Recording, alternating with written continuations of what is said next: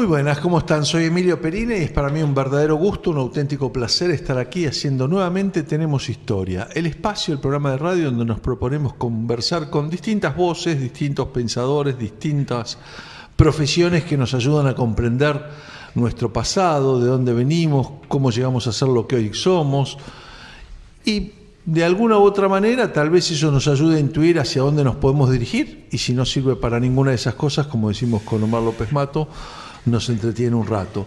¿Cómo estás, Omar? ¿Qué tal, Emilio? ¿Qué contás? ¿Bien? Bien. Con la voz un poquito tomada, me doy cuenta que el frío, me cuesta. No sí. Ha Además, dejado su seña. Su huella. Bueno, como todos ustedes saben, ya estamos en la temporada número 11 de este programa que nació por allá por junio del 2006, parece mentira. Éramos tan jóvenes. Y vamos a hacerlo parroquial y después les contamos de qué vamos a hablar hoy y con quién, que es lo importante. Les recuerdo que nos pueden escribir al programa tenemoshistoria@gmail.com, que a mí me pueden encontrar en Twitter, @EmilioPerina. Claro, desde que uno es funcionario tuitea poco, ¿no? Menos, pero por ahí alguna cosa levanto de algún amigo o colega. Los programas están siendo grabados en video y los pueden encontrar en internet. En dos lugares ahora los pueden encontrar, sobre todo los programas más antiguos, en el canal de vimeo.com, Vimeo con B corta, ponen vimeo.com/Tenemos Historia.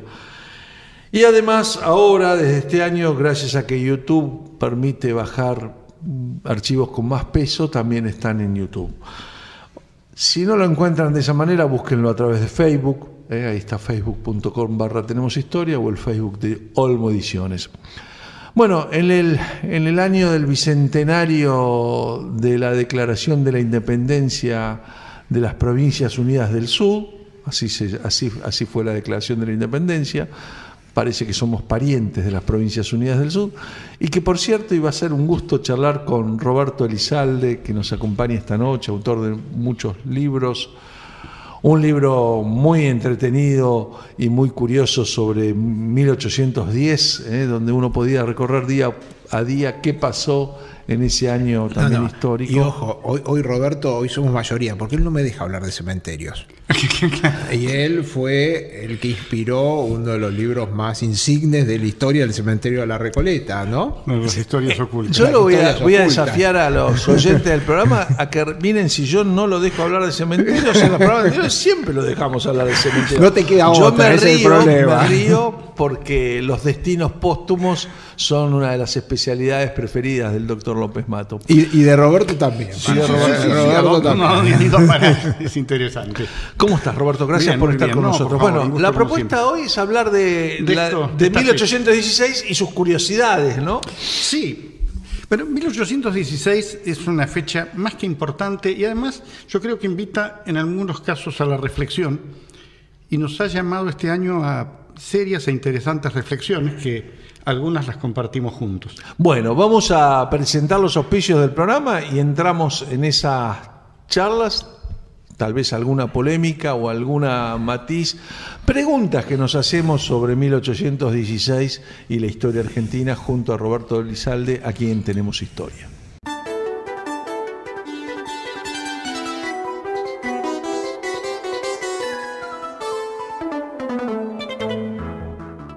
Seguimos en Tenemos Historia, hoy con la visita de Roberto Elizalde, que ya nos ha visitado por lo menos en 4 o 5 ocasiones anteriores. Los pueden encontrar ahí en vimeo.com o buscando en YouTube los programas en los cuales nos ha visitado. Y la idea hoy es hablar de las curiosidades de 1816, la Declaración de la Independencia, de ese año histórico. Y uno de los temas que a mí me gustaría preguntarte y que a veces polemizamos acá con Omar es en torno a la necesidad de revisar la historia clásica con la cual aprendimos nosotros, la de, por lo menos yo, la de Anteojito, Villiquen, los libros de Mitre, que es una historia, a mi juicio, un tanto infantil, que con el correr de los años uno va viendo huecos. Y la historiografía además le agregó más huecos, una historiografía profesional. No me refiero al revisionismo de la década del 40, sino al revisionismo de ahora, de los últimos 20 años. Y que lleva, por ejemplo, a que hay gente que crea que tenemos 2 fechas patrias. Y no hay naciones con 2 fechas patrias. No. Tenemos una que es el 9 de julio, ¿no? Exacto. Bueno, como te decía, cuando Este año ha servido para reflexionar mucho y además en esto de reescribir la historia, creo que además escuchando a muchos, todos nos hemos hecho un replanteo del pensamiento y de las cosas. Bueno, estuvimos juntos en las jornadas de la Academia. De la Academia Nacional de la Historia. Estuvimos juntos en las jornadas y hay un episodio que curiosamente los que estamos en la profesión, digamos, lo conocemos. Los buenos profesores de historia lo saben, y hasta algún alumnito modelo de estos de historia actual, que no creo que abunden demasiado, porque se enseña de otra manera, también lo sabe, y algunos de los contemporáneos nuestros para abajo se lo aprende de memoria. Es necesario declarar la independencia. Es algo así como sonso, no tiene sentido acuñar moneda, tener medalla, tener esto, tener escudo, tener esto, tener otro. La carta de San Martín a Godoy Esa carta Cruz, la tenemos claramente. En enero del 16. Exactamente. Y esa carta de San Martín a Godoy Cruz, que todos la teníamos ahí, claramente lo dijo justamente alguien que es un especialista en tirar petardos que nos reflexionan en la Academia, que fue Isidoro Ruiz Moreno, cuando dijo que es el 9 de julio. Realmente, el 25 de mayo, bajo la máscara de Fernando y una serie de cosas, empieza un camino que se va realizando después con todos estos episodios que son actos de soberanía. De alguna manera, yo creo que nosotros teníamos una independencia cómoda. Ambivalente. Exacto. Porque hay que recordar que en ese mismo instante, creo que el 16 de julio, lo echan a Rivadavia de España. Exactamente. Él estaba pidiendo una entrevista con Fernando VII para decir, bueno, vamos a ser súbditos, a ver en qué condiciones. Bueno, lo sacan tronando. Y no había internet ni había no se enteró, pero un poco también por toda la actitud que había tenido Alvear con el tema de la toma de Montevideo, etcétera. Pero los españoles no querían saber nada. Claro, entonces, hay una realidad que es esta. En esa situación ambivalente, o sea, yo creo que en esto además hay personajes que son importantes de tener en cuenta, y creo que alguien fundamental en la independencia argentina. Pero como no era diputado, no se lo tuvo en cuenta, es Manuel Belgrano. Claro, es fundamental porque es fundamental. Él llega de la misión de Londres. Él llega de la misión de Londres con la realidad de lo que estaba pasando, claro, en el mundo aquel, y la independencia. Que de hecho acá, todos, o sea, estábamos peleando contra los españoles, estábamos haciendo todo contra los españoles. De alguna manera en el imaginario popular y colectivo. Ahí yo tengo un reparo. Espera, porque vayamos y rebobinamos sobre la pregunta original, ¿no? Es decir, y vuelvo al cómo se enseña la historia, cómo se nos enseñó a nosotros y hasta cuándo vamos a seguir teniendo lo que yo diría que es una historia un poco de jardín de infantes, que sirvió para aglutinar a principios del siglo XX, pero que también da lugar a un país de jardín de infantes, si uno no le va ayornando cosas y la complejiza un poco, porque esa historia se enseñaba sin considerar el contexto internacional, que fue fundamental, pero además, por Bayona en 1808, por la restauración, la vuelta de Napoleón. Escúchame, los famosos 100 días hace que Carlos IV no firme poder ungirlo a Francisco de Paula, rey del Río de la Plata, Perú, Chile, porque se asusta de que vuelva Napoleón. Claro. Eso es pero estaba a la firma, aparte pensión de por vida para él, para todo el mundo. Era genial. Era fantástico para los Borbones. Tenía hecha el retiro hasta. Y aparte hay otra cosa más que yo creo que es lo clave y eso lo dijo muy bien esta chica Ternavasio, queríamos esto era una guerra civil. Exactamente. Tenías que convertir esto en una guerra de naciones. Pero es que esa es la visión. Si no, hay un problema. Pero esa es la visión que tienen los ingleses. Claro. Los ingleses, que también es una parte que no debemos dejar de tener en cuenta mucho. Para nada. Sabemos que el 19 de mayo de 1810 los ingleses tenían la fecha de vencimiento del plazo fijo. Fuera de acá vino la revolución, entre las cosas que teníamos acá, la verdad que en una semana más, una semana menos, y el 26 estaban tirando los cañonazos y qué sé yo. Y en esa política ambivalente que hay, Lord Stranford, todos, sí, yo estoy con vos, pero vamos a ver, siempre estaba el pero. Pero ¿cómo lo veían ellos en esa política ambivalente? Yo sé que se están peleando mis dos nueras, En esa no me meto. Y acá era la pelea entre dos partes de una misma familia y yo estaba en el medio y tenía buenas relaciones con los dos. Es que la guerra de la independencia nace como guerra de la independencia contra Napoleón. Claro. Se va a convertir en guerra civil y después de vuelta en guerra de independencia. Claro, y ahí está. Eso conforme va cambiando la situación política en Europa y conforme también va cambiando la situación militar acá. Y el cambio acá Y en se da ese por esta sentido, al punto tal de guerra civil, que es muy interesante, en la gesta de Belgrano, que vos y yo coincidimos en que es un prócer todavía que debe recuperar un rol más protagónico en todos esos años por las muchas cosas en las que intervino y los sacrificios en los cuales incurrió. Pero son muy divertidas las cartas de Belgrano a su primo. Claro. Su primo es el general que está del otro lado, con los realistas. Exacto. Porque no es argentinos españoles, sino republicanos realistas, americanos y americanos en ese caso. Exactamente. Claramente es una guerra civil. Exactamente, no es entre españoles, europeos y americanos, es entre americanos. Habría que convertir una guerra civil en una guerra entre naciones, porque aparte, ojo, también las lesiones, las sanciones por lesa majestad eran punidas con la muerte y con castigos terribles. Ahora, una guerra entre naciones, bueno, ya había otro arbitrio, una cosa de caballeros, había otra historia de por medio. Entonces era esencial, por eso el empuje de San Martín. Claro. Y por eso también, cuando yo digo los ingleses, hay algo importante que es esto. A los ingleses esto les convenía económicamente. Sí. Y nosotros, desde 1810 en adelante, le habíamos dicho, bueno, muchachos, con ustedes podemos negociar, sigan teniendo el puerto. Porque ahora somos los dueños nosotros. Cuando la restauración de Fernando VII le dice, muchachos, los puertos de las posesiones de ultramar son de ustedes, vayan, negocien, son mías. Sí. Entonces, la realidad es esta. Yo estoy en la casa de mi tío. Pero un día llegó mi tío, que era el dueño de la casa. Entonces, ¿a quién vas a reconocer? Vos te llevas bien con los dos, pero llegó con el cual tuvimos vínculos mucho más cercanos. Y ahí se nos pone complicada la cosa. Si estamos hablando de curiosidades, porque en un momento Fernando VII negocia con los ingleses de darle el manejo. El comercio del Río de la Plata, todo. Y ahí los ingleses, vos sabés que con quién fueron a consultar Fernando VII cuando tuvo tratativas con los rusos. Claro, Rusia era la nación emergente. Fíjate vos que hubiese pasado. No te olvides de Miranda, Alejandro. De Miranda allá arriba, que les había enseñado a los rusos. Primero, ganando la batalla, llegando a París. Perdón, y homenaje a Miranda, ya que lo nombramos, que ahora son los 200 años, el 16 de julio, y es un olvidado también, ¿no? Sí, es un olvidado para nosotros. Pero vos sabés que en un momento. Miranda. Francisco. No, Miguel Miranda. Miguel Miranda es el ministro de Economía de Perón. Es otro.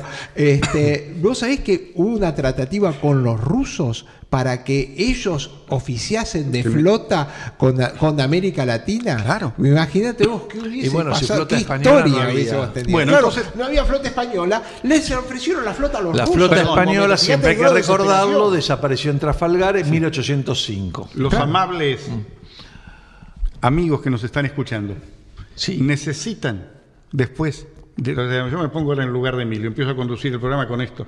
Necesita la gente que le respondamos tu pregunta, ya acá la tienen. Hay que reescribir muchísimas cosas, porque hablando así en este ping-pong de cosas vemos que hay una serie de factores que efectivamente no han sido analizados. Bien, vamos a hacer la primera pausa en el programa de hoy y yo voy a seguir tirando algunas de las preguntas que son un poco las que yo desde mis lecturas de anteojito a hoy me he estado haciendo.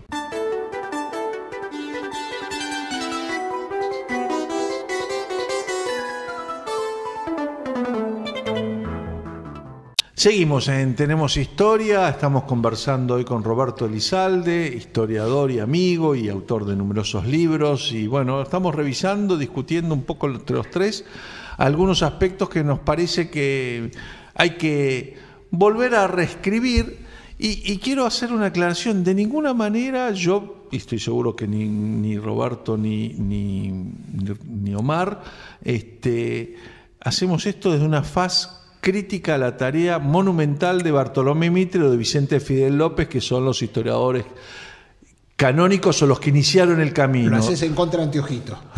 Tampoco en contra de Anteojito. No, lo hago porque creo que cada 20 años esta tarea se debería hacerse, porque cada generación requiere otras preguntas, ¿no? Y quiero abrir este bloque. O sea, lo que estamos planteando es que esa historia no nos sirve más porque da lugar a un país que era el de 1910 y estamos en el 2016. Entonces ahí hay otros cuestionamientos, otros puntos de vista que hay que analizar. Y hay una pregunta que yo creo que la primera vez se la escuché a Vicente Massot, gran historiador y amigo también, que dice que una de las cosas que hay que preguntarse es ¿por qué una ciudad que dio la más maravillosa muestra de fidelidad a la corona española al expulsar a los británicos en 1807, 3 años después o 9 años después se va a declarar independiente? Hay que seguir que entonces no había un problema, como dice nuestra declaración, que 300 años de esclavitud, maltrato. Por lo menos en lo que hace al Río de la Plata, ese maltrato nunca existió. Siempre fue un lugar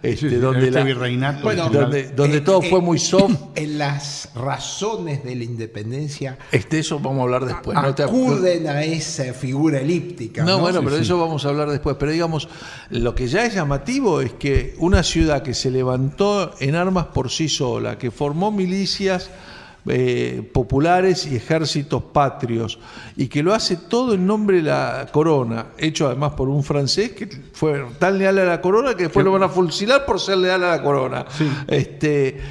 Bueno, ¿por qué se va a querer independizar? ¿O qué sucedió entre 1807? Porque mejor oportunidad que 1806 para obtener una independencia, o 1807 no hubo, ¿no? Yo creo que hay cosas... Es una pregunta interesante. Es una pregunta interesante. Yo creo que hay... Efectivamente, la invasión británica, porque fue una en realidad de 1806 a 1807, con un largo periodo de ocupación en el Río de la Plata, le dio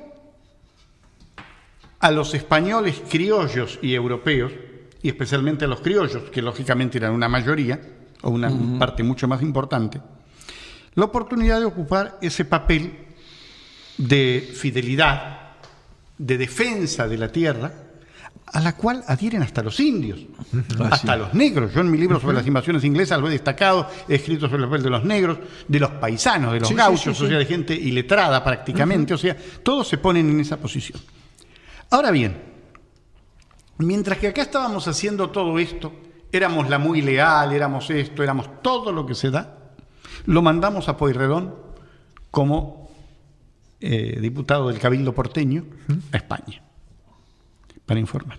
Y cuando llega a Pueyrredón, España, se entera de que aquello era muy lindo, pero había una podredumbre espantosa. Sí. Había una crisis social, moral. En España. En España. Sí, seguro. Que con algunos que vienen acá, como el caso de Goyeneche, sabemos todo lo que pasó en Montevideo, todo lo que hay. Entonces, hay una actitud.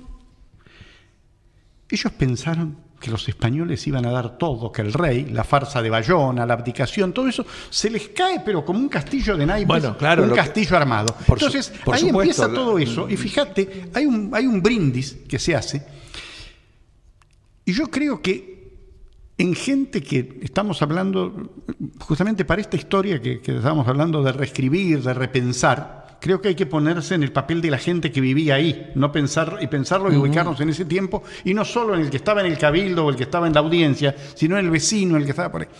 Y entre esos miles de papeles que se han salvado, hay una cosa muy interesante. En junio de 1810 hay un banquete en un regimiento, un bar, donde hay unos oficiales, unos patriotas, y brindan diciendo: no queremos reina puta, ni queremos rey cabrón. No queremos que nos gobierne esa cruel y vil nación. Sí. El tema de la reina María Luisa con Godoy, indudablemente comidillas menores, digamos, hoy de un programa casi de televisión de la tarde, ¿no es cierto? Pero bueno, había llegado eso. El rey, cabrón, que los había dejado, ¿no es cierto? Esa cruel nación que nosotros hemos dado todo esto... Fernando que hace 2 intentos de matar al padre, claro, ¿no? De eliminarlo. Entonces, fíjate vos que tenemos. Entonces, ¿cómo nos vamos a querer de alguna manera estos que hicimos aquello, también cambiar un poco la cosa?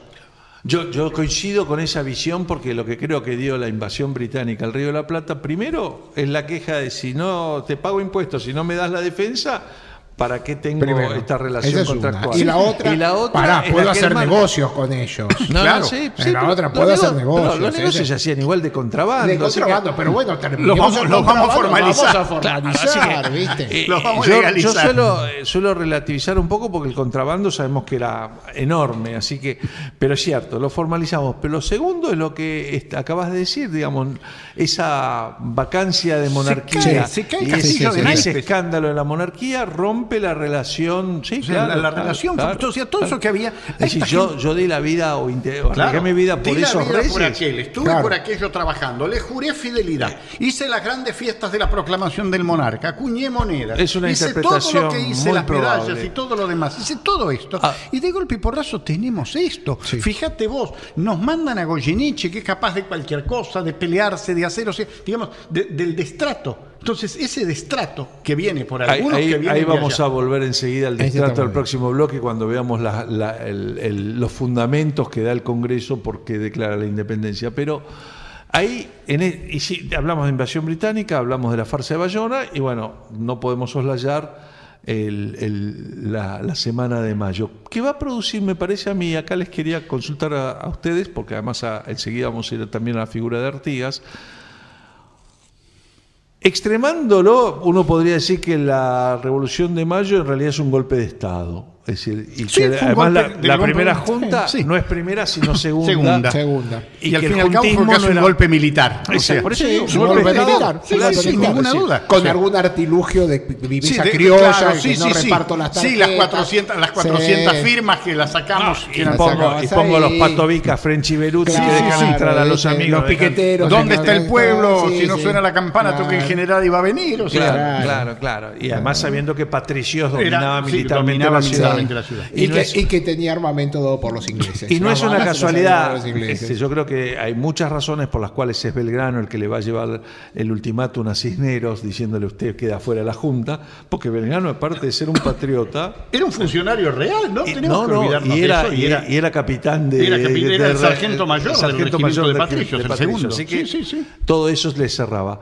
Pero me parece que lo que no vemos también ahí, que en el fondo, si lo pensamos, ahí hay no quiero usar la palabra antidemocrático, pero no es muy republicano el procedimiento. No. Y el Cabildo asume atribuciones que no existen en la legislación Exactamente. española. No, la legislación no existe, porque además el Cabildo empieza a ocupar un papel, digamos. Esto.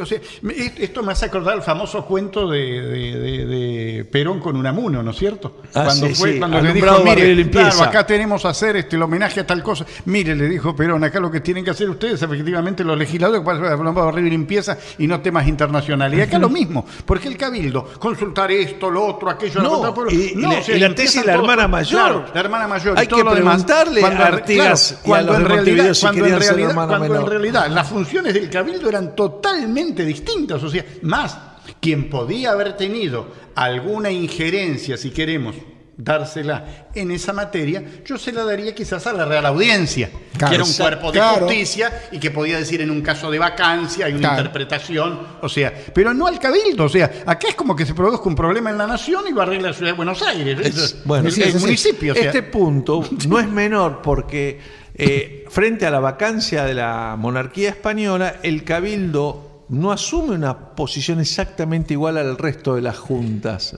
sino que se excede en eso. Y recordemos que las expediciones que se mandan al Paraguay y al norte se llaman expediciones auxiliadoras. ¿Auxiliadora de qué? O le das bola a Cabildo. Buenos Aires o te molemos a Claro, palo, digamos. claro, pero yo creo que Y hay una eso cosa en el va a Cabildo. dar lugar al juego de Artigas que estoy seguro que Omar quiere. No, lo que quiero marcar, porque estábamos hablando, la primera pregunta primigenia, esta fue si tenemos que cambiar el cómo se enseña la historia. Y sí, yo no soy un necio, creo que hay que cambiarla. Lo que pasa es que realmente en eso, el tema de Artigas, ¿cómo lo llamamos? Yo creo que hay tres cosas en este bicentenario que han cambiado con respecto al sequicentenario.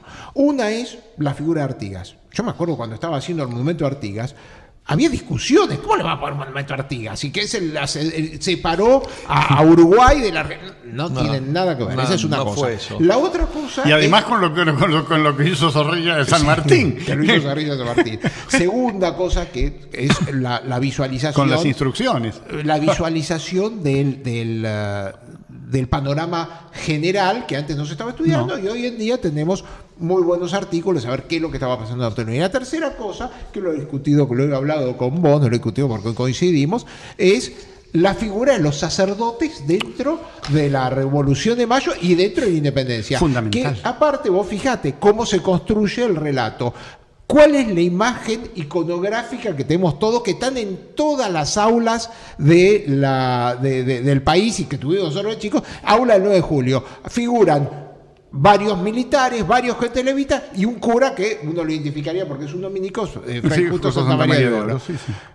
Mentira, no había ningún militar. El único militar era Gorriti, que iba en su carácter de abogado. Todo lo demás iba de levita y había 12 sacerdotes. El otro día hubo un error en La Nación. Sí, 16. Sí, lo vi. Son 12. Sí, son 12. Los contamos, y además hubo uno 12. Que en realidad se lo consideró después, que en ese momento no lo era. Que era Molina. Bueno, vamos a hacer aquí una pausa. Entonces, ¿cómo le enseñamos lo de Artigas?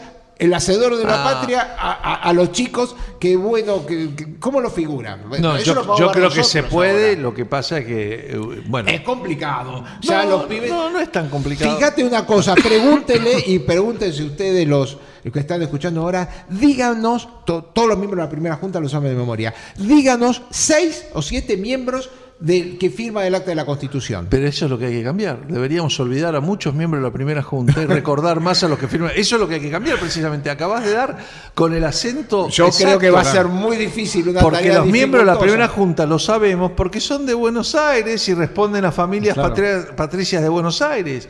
Básicamente por eso. Al común de las personas, preguntale que te nombren 7 tipos que firmaron el acta del acta de la Independencia. No te lo puedo decir. Menos aún 7 que hayan firmado la Constitución. Bueno, menos todavía. No, pero ese es el punto por el cual está mal nuestra historia. Vamos a una pausa y seguimos aquí en Tenemos Historia discutiendo, comentando curiosidades del Bicentenario con Omar López Mato y con Roberto Elizalde.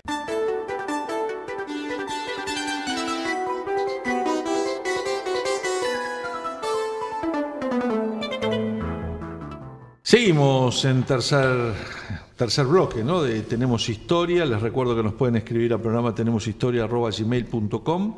Me pueden encontrar en Twitter, @Emilio Perina. Los programas están siendo grabados en video por el canal de vimeo.com. Los pueden ver, ponen Vimeo con /.com. Tenemoshistoria.com. También los pueden ver en YouTube. Y los pueden buscar a través de Facebook. Estoy tratando de hacer todo al mismo tiempo y no me sale. Pensando varias cosas. No, porque me quedé con mucho del que hablamos en el bloque anterior y yo marcaba esta preeminencia de la hermana de mayor, las atribuciones que el cabildo no toma, que los otros cabildos, y va a pasar con la expresión auxiliadora al Paraguay, que le dicen, no, perdón, juntismo hacemos nosotros, no necesitamos de los porteños, y va a pasar en el interior del país en muchos lados, y además empiezan las pujas por la formación de las provincias, claro, los sectores. O sea que ya nacimos muy divididos a pesar de lo que se plantea. Y a mí me parece que esto explica otra de las preguntas que me he hecho casi toda la vida. ¿Por qué habíamos tardado entre 1816, si se quiere, y 1860, casi 50 años en darnos una constitución? Porque en realidad había un montón de desacuerdos que esa primera crisis resuelta como se pudo, digamos, es así. Terminó disparando el hecho de que las provincias eran anteriores a la nación, nos da una constitución diferente del resto de las constituciones federativas o donde hay sistema federativo, y donde cada uno salió a resguardar sus derechos porque tal vez esa forma de Buenos Aires de proyectarse, que además quedó instalada en la cultura de por vida, ¿no?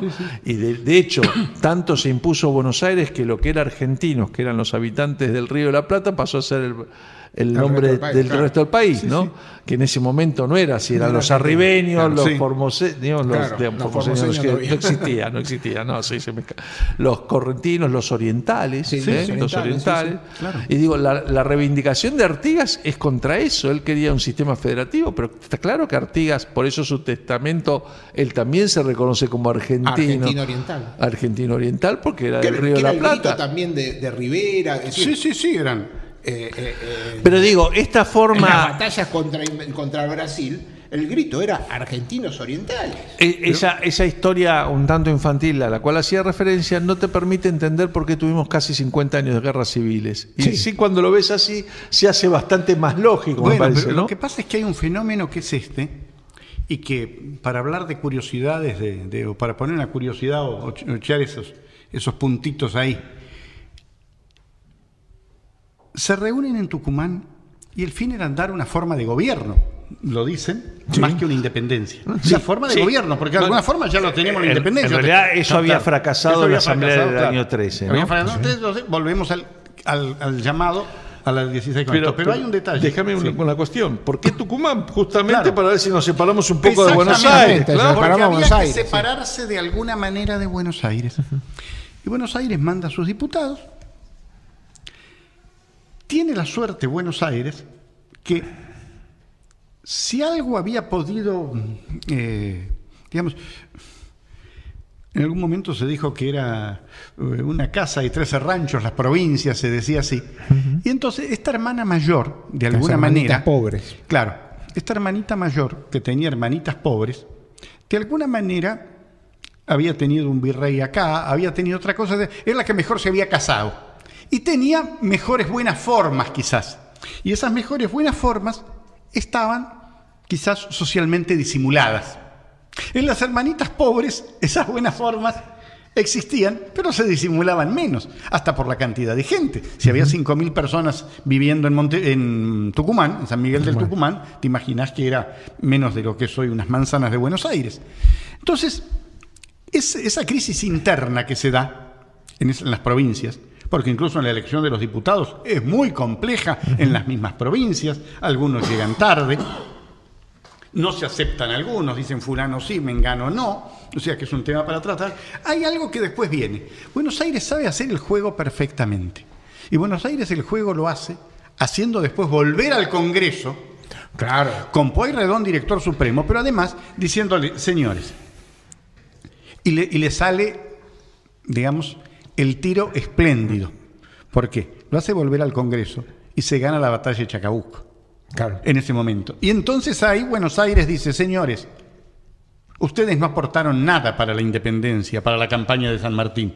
Nosotros pusimos todos esas que es cierto. Los mendocinos ¿no es cierto? y los cuyanos Los mucho mendocinos más y que los Buenos cuyanos, Aires, sí, ¿no? Pero digamos, pero el resto lo puso Buenos Aires. El resto no puso nada. Y Buenos Aires, como hermana mayor, con buenas formas, con buena vista, le dice, muchachos, miren, tenemos esto. Y ese Congreso, que podía haberse mantenido hasta de una forma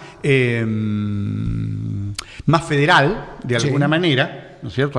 O sea, más representativa de todo, vuelve a ese unitarismo, a ese centralismo, al volver a Buenos Aires, claro, e incluso más. O sea, cuando uno piensa en la figura de Belgrano, cuando va de comandante del Ejército del Norte y todo por segunda vez, hay un detalle, pero que es interesantísimo.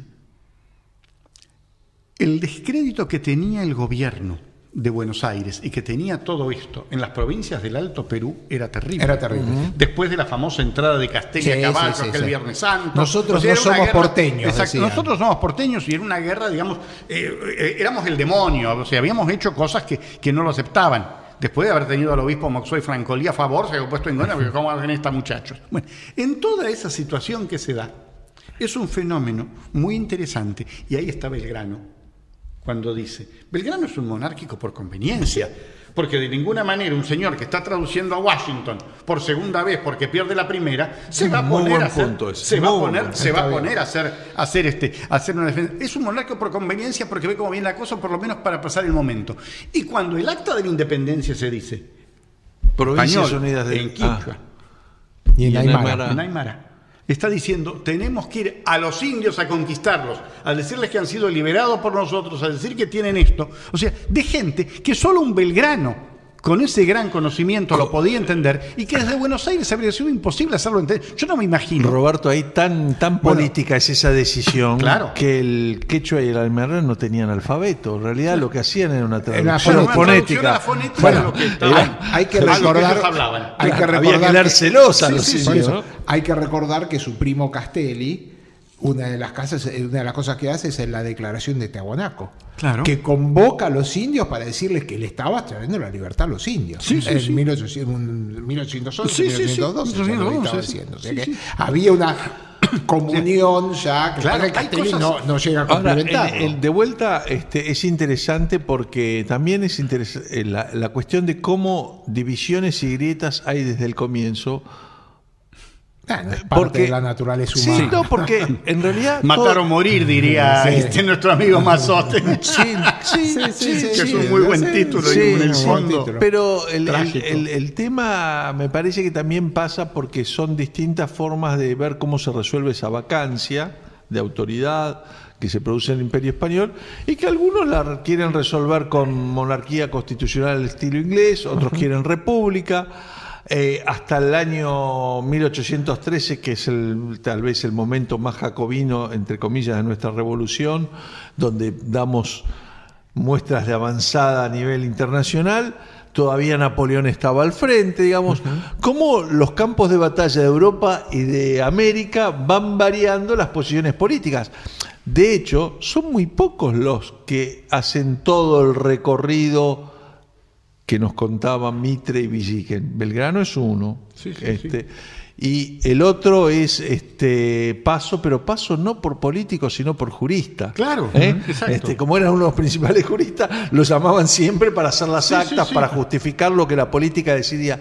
También me gusta esto de que en el fondo lo que uno ve ahí son políticos tomando decisiones de políticas, acertando a veces y errando otras.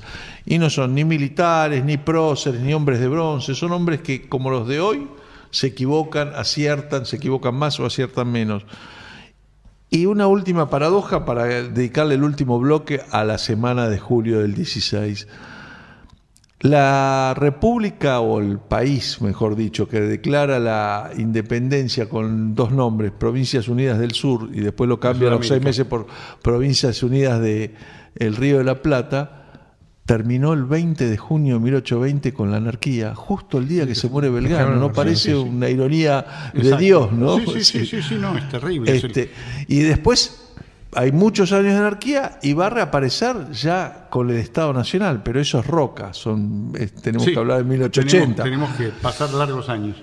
Última pausa del programa de hoy en Tenemos Historia, y hablamos un poquito de las curiosidades de esa semana de julio y las 220 palabras que nos dieron la independencia.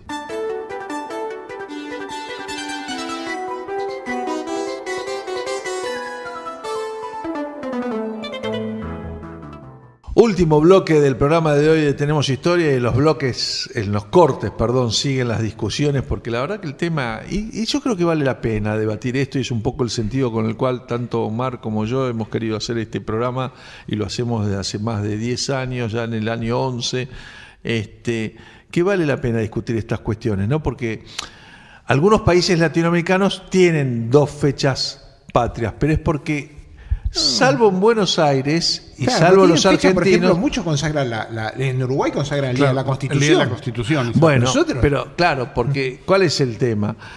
Que los que declararon 2 independencias, una fue ahogada por el Imperio Español a sangre y fuego, porque la única capital que no volvió a caer fue Buenos Aires.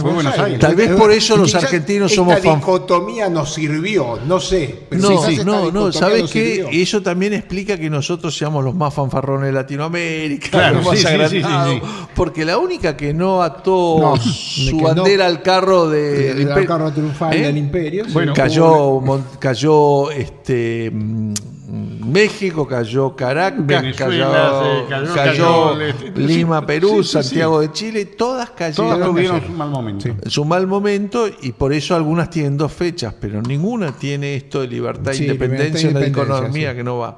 Julio del 16, el Congreso que está sesionando desde el 24 de marzo, otra ironía del destino, exacto, la fecha, ¿no? Sí, sí. San Martín en enero, la queja que tenía con las cartas a Dos Cruces, ¿cuándo van a empezar a sesionar? Y es que no llegaban todos los diputados. No llegaban todos, tardó en constituirse. Y después en establecer la forma en que iban a trabajar. La forma en que se iba a trabajar, cómo se iba a elegir, o sea, hay una serie de datos burocráticos no menores. Deciden que la presidencia es por un mes. Por un mes, se va cambiando. Le toca a Narciso Laprida. En julio le toca a Laprida. Que no era, eso me sorprendí. 30 años tenía, sí, no era el viejo de los retratos. Y no era un jurista tampoco. No, pero había estudiado en Chile. No sí, era, pero no era abogado. Era licenciado. Eso me sorprendió, porque la poesía de Borges lo recuerda por las sentencias y por el lado jurídico. Bueno, que debe haber actuado como tal, pero era licenciado. Ajá. Y bueno, ya hablamos de la sesión secreta, que es clave del 6 de julio. Yo creo que esa la es del 6 la clave. de julio, yo creo que es fundamental la figura de Belgrano, y te voy a decir por qué, en mi opinión. Esta gente hizo el acto más arriesgado, más imprudente de gente prudente. Porque todas las circunstancias estaban en contra por donde quiera. Bueno, y firmaron eso. Que era en diciembre de 1815. La implicancia es que no llegaba la plata boliviana. Claro. Habíamos perdido Potosí. No, y además de que no llegaba la plata boliviana, no había plata. El ejército del norte se convierte en bandas, que cada uno va a ir a su provincia para constituirse en gobernador y luchar por la patria chica, ¿no? El tema fundamental, yo creo que es todo ese episodio, todo lo que va sucediendo ahí, y Belgrano es la figura clave. Belgrano vuelve, está en Buenos Aires, lo mandan a Santa Fe. En Santa Fe Díaz Vélez se manda una de las tantas que se había mandado, lo deja pagando, viene a Buenos Aires, y Pueyrredón lo llama. Y en realidad, Pueyrredón no era amigo de Belgrano. ¿Por qué? Porque Pueyrredón había sido el que le dijo con los triunviros: no avance en Tucumán, siga hasta Córdoba. Y él desobedece, y es la revolución por esa desobediencia de Belgrano, que él lo manda confinado. O sea, hay una serie de cosas que, digamos, no era amigo, digamos, pero no tenían, o sea, algo había quedado en eso. Sin embargo, lo manda a llamar, y Belgrano dice: voy por obediencia. Y cuando se reúnen, coincide uno que viene a arreglar los líos que no se terminaban de arreglar nunca entre Rondó y Güemes. Sí. Baja Pueyrredón de eso, que ya había mandado un diputado, el Congreso apenas inicia del Corro, vuelve y se encuentra con Belgrano y le dice cuál es la realidad.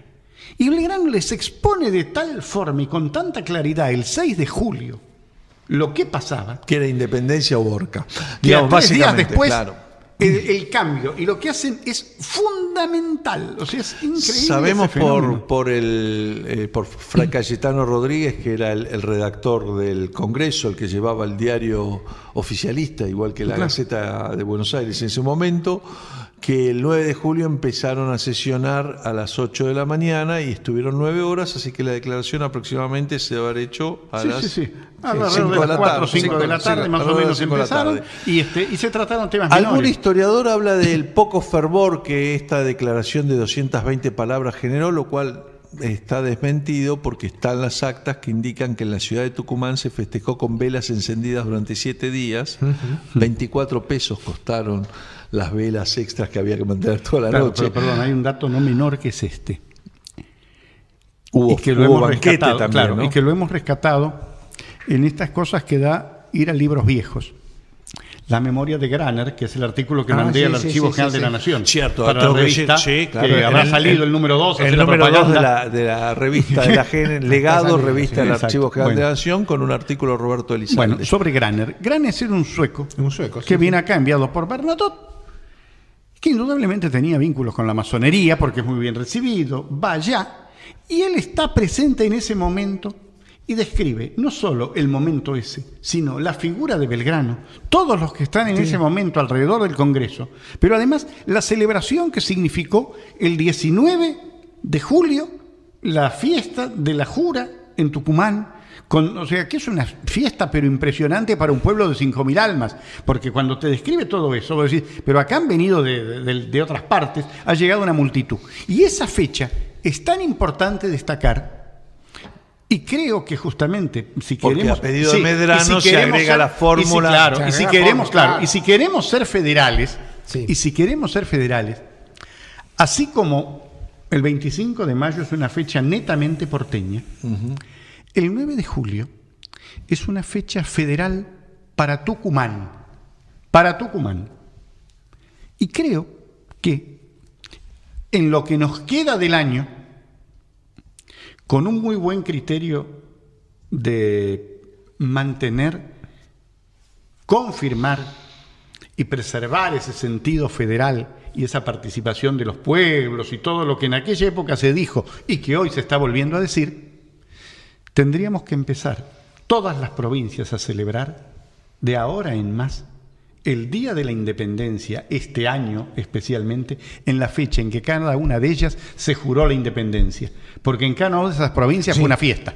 El 13 porque llovió como corresponde para Santa Rosa el 30 de agosto que estaba previsto en Buenos Aires y fue el 13 de septiembre en 3 plazas de Buenos Aires, celebrarlo en Córdoba, celebrarlo lo que fue en Mendoza, o sea, celebrar eso, porque realmente ahí es cuando ese federalismo se hace patente, presente en cada uno de los pueblos donde se va a celebrar ese acontecimiento. Pequeño detalle, el que lee el acta de independencia es el padre Remedios de Escalada. Exactamente, don Antonio José de Escalada. Exactamente, que estaba en el Cabildo. Exactamente. Él, cuando reciben la declaración, cuando lo reciben en Buenos Aires, exactamente. Sí, que ahí, ¿dónde se perdió la declaración de la independencia? Lo de Calixto Gauna en Córdoba cuando se lo robaron. Tengo versiones distintas, eso va a ser un día, vamos a hacer un programa, porque la versión que está en el Archivo General de la Nación es una versión hecha por... Es una copia. 1821 de Anchorena, si no me equivoco. O Bustamante. El original se perdió ahí en el robo de Gauna. Sánchez Bustamante. Yo tenía entendido que se le había dado a Bacle para que hiciera la copia. No, pero eso puede haber sido con las actas. Eso puede haber sido con las actas, sobre todo las actas secretas. Yo creo que el acta de la proclamación, el parte a Buenos Aires, con la copia que venía a Buenos Aires, creo que se la robaron a Calixto Gauna en Córdoba, si mal no recuerdo. Eso fue en el año 16. Sí, apenas. Yo te estoy hablando del año 32. 33, cuando Rosas se lo sacó. Bueno, vamos a cerrar este programa donde hemos visto que los argentinos siempre nos falta tiempo para hacer las cosas bien y las hacemos 2 veces, que la primera junta no era la primera sino la segunda, porque hubo una junta dispuesta el 22 de mayo, que fue cuando pasaron las cosas, que es cuando pasaron las cosas verdaderamente importantes, porque ese fue el debate jurídico político de fondo, que la declaración de la independencia se hizo el 9 de julio de España, de la monarquía española y sus súbditos, pero el 19 fue, si no me equivoco, a pedido de Medrano. Claro, hubo que agregar la fórmula de toda otra denominación extranjera. Bueno, porque el 16 de julio habían entrado los portugueses a Uruguay. Claro. Bueno, pero no creo que tuvieran noticias de eso. Pero suponían que había hasta una connivencia. Mirá que no había internet, te recuerdo. Pero bueno, a mí me parece... Bueno, un tipo a caballo llega en 2 días. ¿En 3 días? En 2 días llegó, sí, desde el... Y 12 días creo que tardó Manuel Escalada con el parte. Menos. Como le decían, culo de fierro, le decían por ese. Por eso todos los regimientos de telecomunicaciones del ejército llaman Escalada. Acá, con estos 2 hombres de a caballo, cosa que yo no soy, y que saben más de estas cuestiones que yo, les agradezco a Roberto Elizalde, sobre todo, a que nos haya acompañado, y fue más que interesante, y a Omar, como siempre. Pero yo me quedé pensando que la historia argentina no será completa, ni unificadora, ni tendrá el efecto pacificador, si no deja de ser porteña, que es lo que ha sido hasta ahora, si no deja de tener esta supremacía tan extrema de Buenos Aires, que le dio el hecho, entre otras cosas, que las principales familias eran porteñas, que los principales historiadores eran porteños, y esto de vuelta no es algo dicho en demérito del Mitre, que fue un hombre extraordinario, ni de Vicente Fidel López, que también lo fue, sino que me parece que ahora con el Bicentenario tenemos que repensar estas cuestiones y revisar un poco el origen de nuestro país para hacer una historia que sea más abarcadora de todos. Nos reencontramos la semana que viene. Los estaremos esperando aquí en Concepto FM. Chao.